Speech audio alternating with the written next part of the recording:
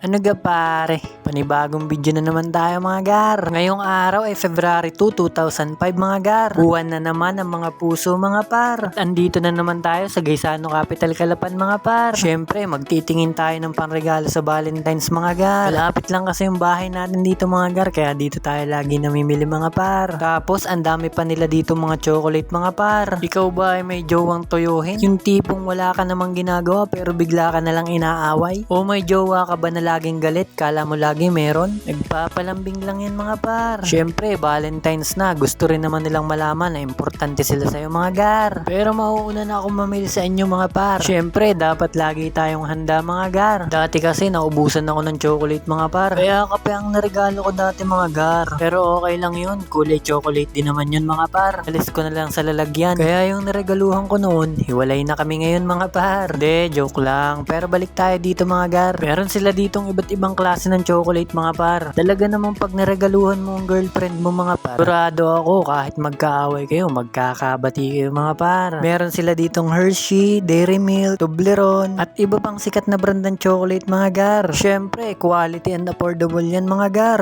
Panigurado ako, swak sa panlasa ng girlfriend yun ng mga par. Magsasawa siya sa'yo pero hindi magsasawa sa chocolate ang girlfriend mo mga par. Kung ikaw naman ay babae at wala kang jowa mga gar, pwede ka rin bumili ng chocolate dito mga par. Tapos pumunta ka sa pinakamalapit na LBC mga gar. I-address mo na lang sa sarili mo. O diba, advance tayo mag-isip no? At least makikita nila na may nagregalo sa'yo ngayong Valentine's mga par. Hindi, joke lang yan par. Syempre kahit wala kang jowa, may magre-regalo pa rin sa'yo mga par. Pwedeng kapatid mo, pwedeng pinsan mo, pwedeng tatay mo, at pwede rin yung secret admirer mo mga gar. At kung wala pa rin lahat ng mga yun mga par, siya, no choice ka na. Gawin mo na yung sinabi ko. Haha. Pero alam nyo ba mga gar, na para sa isang babae, napakahalaga na bibigyan mo siya ng chocolate ngayong Valentine's. Subukan mong kalimutan siyang bigyan. Sigurado ko yung isang araw mo siyang nakalimutan, habang buhay ka na niyang kakalimutan mga gar. Kaya ngayon pa lang par, pinapaalalahanan na kita. Maghanda ka na rin ng panregalo mo sa Valentine's mga gar. Sasabihin ng girlfriend mo sa'yo, okay lang kapag wala kang naregalo ngayong Valentine's. Huwag kang maniwala dun par. Yung sinabi niyang okay, nako, humanda ka, magiging kalbaryo ang buhay mo mga par. Simula nung araw na hindi mo siya binigyan ng chocolate, uulit-ulitin niya yun sa'yo na nakalimutan mo siyang bigyan ng chocolate nung Valentine's mga gar. Kaya ngayon pa lang, wag mo siyang kakalimutan mga par. Anyway, balik tayo dito. Madali mo lang makikita ang mga chocolate nila dito mga par kasi naka-display lang ito dito sa supermarket nila mga gar. Hina-highlight nila ito tuwing Valentine's mga par. Kaya hindi ka na mahihirapang maghanap mga gar. Pwede mo ring isama ang girlfriend mo dito mga par. Kasi sa pag-iikot-ikot ko dito mga par, nakita ko na meron din silang mga display dito ng pang Valentine's mga par. Pwede ka ring sumulat dito sa label nila mga par. At sabi nila binabasa nila yan tuwing February 14 mga par. O diba? Ang Gaisano par ay punong-puno ng pag-ibig mga par. Pwedeng-pwede kayong magpa-picture dito sa mga display nila mga gar. Syempre, libre lang yan at walang bayad mga par. Kaya sama mo ng girlfriend mo dito mga par. Sigurado ko magiging special ang araw nyo mga gar. Anyway, tama na yan mga gar. At ayun nga mga par, tapos na naman tayong bumili ng mga chocolate mga gar. Uuwi na naman tayo at baka hanapin na naman tayo ng inay mga par. So hanggang dito na lang muna uli ang video natin mga par. Nasayang ko na naman ba ang oras nyo? Okay lang yan. Hanggang sa susunod nating video mga par. Paalam!